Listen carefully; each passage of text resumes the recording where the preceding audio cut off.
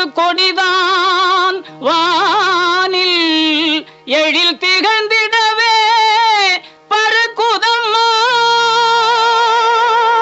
திசையெல்லாம் மக்களை வருக வருகவென அழைக்குதம்மா.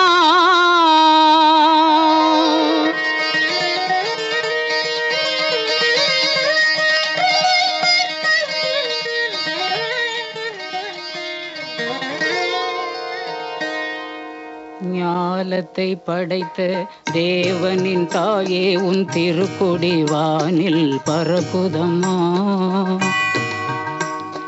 ஞாலத்தை படைத்த தேவனின் தாயே உன் திருக்கொடி வானில்